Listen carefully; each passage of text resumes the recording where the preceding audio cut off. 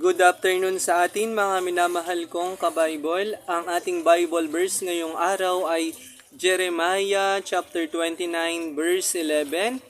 God declares, I think of you and I have planned for you prosperity and a future filled with hope.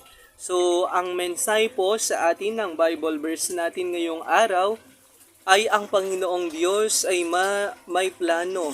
May plano para sa atin na mas ikakaganda pa ng ating buhay o ng ating kinabukasan. Kaya wag sana tayong mainip, wag natin siyang pangunahan because mas alam niya kung ano ang nakabubuti para sa atin. Ulitin ko lang po, Jeremiah chapter 29 verse 11.